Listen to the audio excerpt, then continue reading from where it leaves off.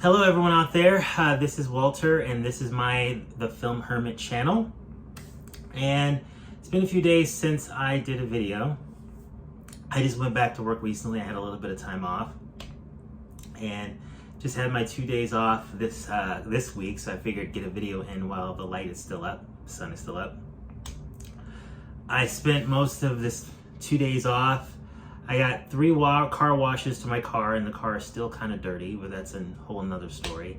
And was going through some of my Blu-rays I picked up, and I want to talk about the channel overall. Just starting to get to know how to do things on YouTube, and been watching some other videos and watching my videos and things I want to improve on. I've only made a handful of videos so far, but I'm not crazy about them yet. I kind of want to add more production value to them. And I want to do some more editing and kind of have text. And actually, when I talk about a film, I want to be able to have a limited amount of film clips in there as well.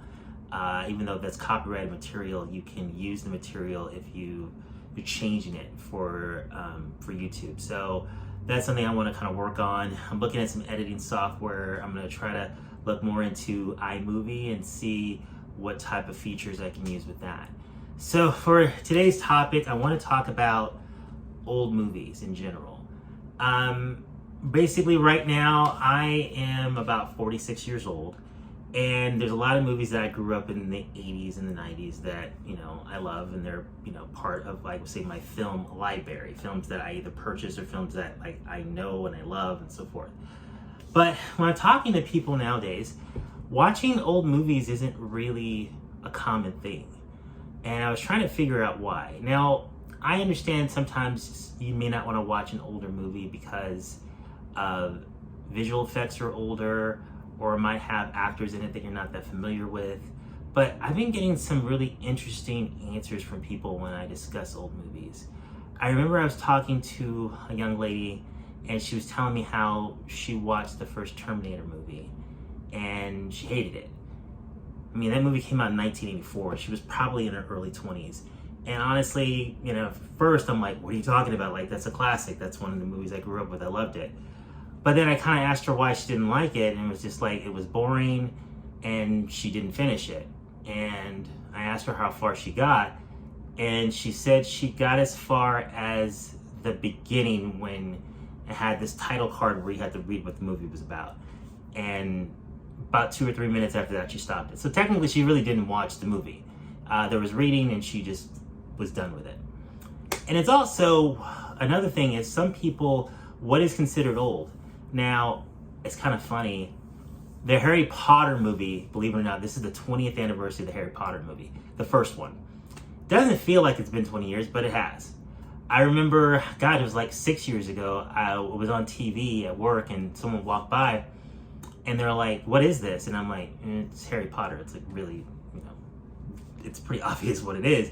And I was like, oh wow, that's a really old movie. And this was like 6 years ago. So to other people, old means something different. Old can mean like 5 years.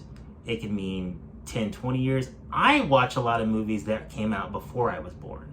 And when I watch them from the perspective of knowing like when they came out and what they were able to achieve at that time.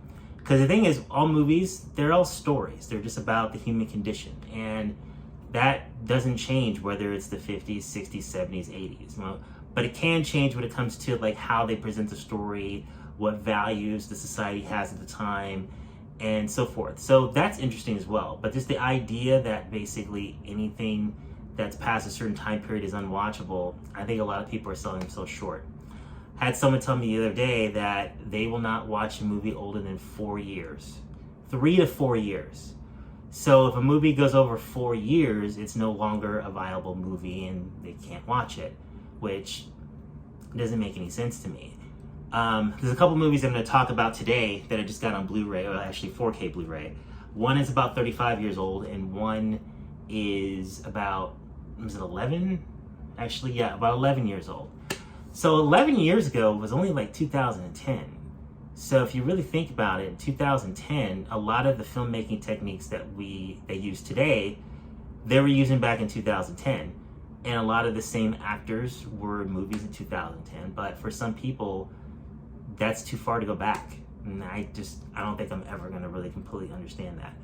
I think another thing that kind of goes into that whole mindset is that a lot of the franchises that are really big right now have become so prevalent in pop culture that a lot of people that may not be fans of them, they want to watch them so that way they can feel and tell other people that they are in the know when it comes to what's going on. Like I remember back in 2019 when Endgame came out, a lot of people, one person in particular was telling me how they had never seen any of the Marvel movies and how they wanted to see it just because everybody was talking about it. And then when I told them there were 22 movies before it, they just freaked out and they're like, "You've seen more than 22 movies?" And I was like, "Yes, in my entire life I have seen more than 22 movies." So the idea of seeing more than 20 movies was just like, no go, I'm not doing that. But I think a lot of it has to do with the fact that some people just want to be able to be like, hey, you know what? The hottest show right now is WandaVision. I watched it. I watched it early. I watched it the day it came out. I watched it at midnight. I watched it this morning. But do they really watch it? Are they really fans? Did they pay attention to it, or were they on their phone on Instagram?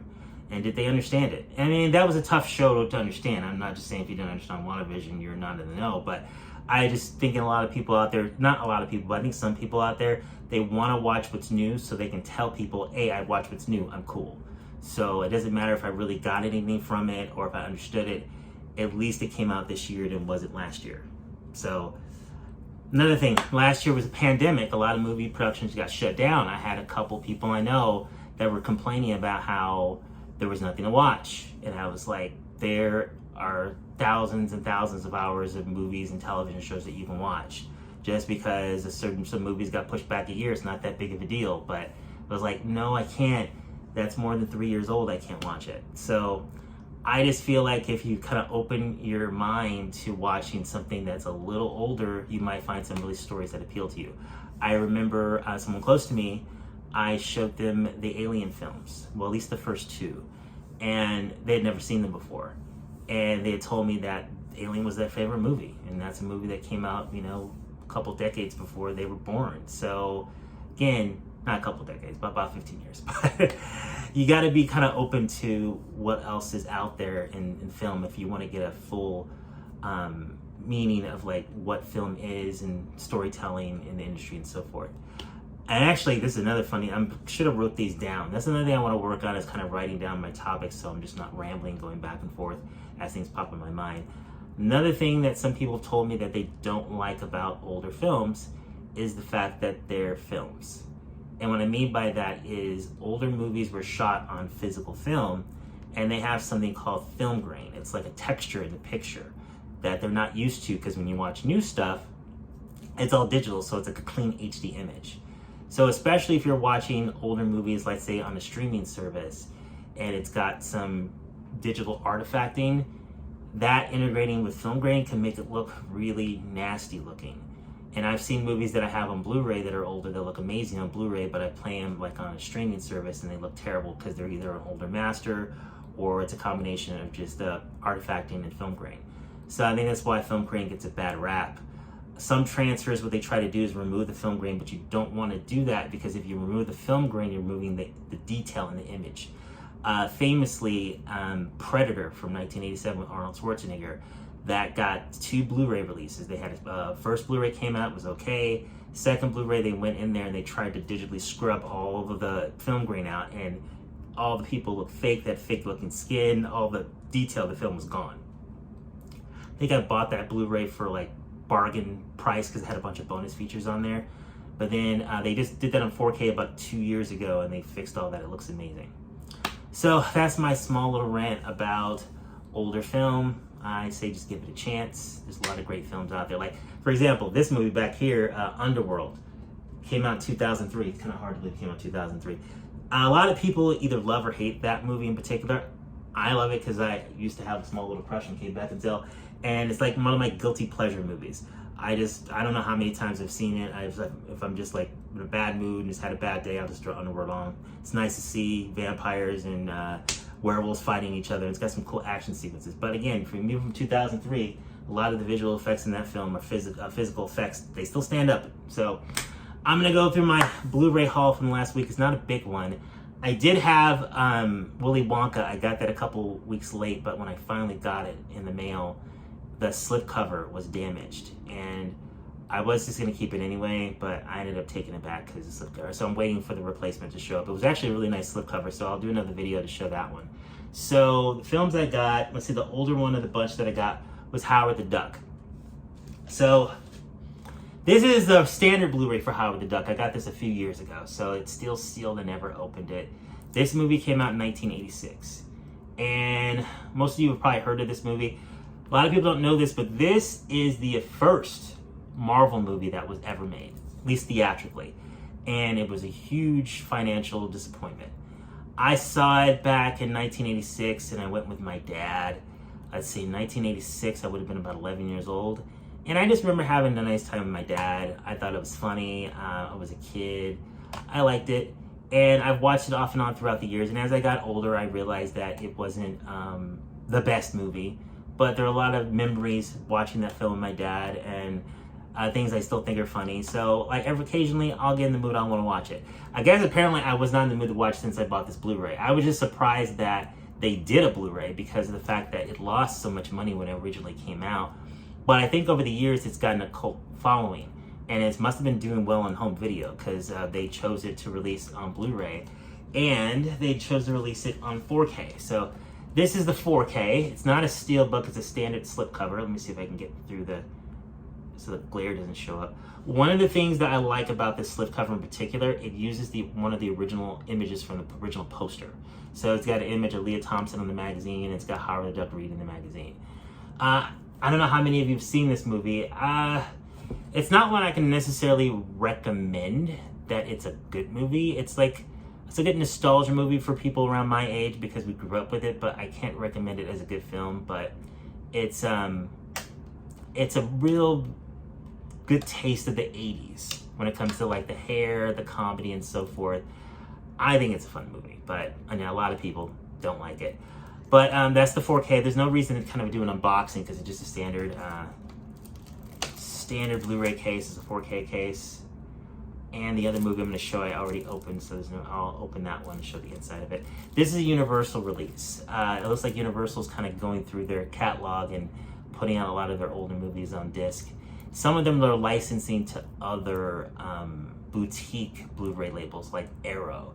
Like Arrow did a release of Tremors earlier this year, which I did buy. I just haven't had a chance to watch it yet. I keep forgetting. I don't think I've seen that movie since like 1990, but I'm really excited to finally sit down and get some time and watch that. So the next movie that I picked up was an upgrade for Scott Pilgrim versus the World. So this is the original Blu-ray that I had, and this is in a disc sock.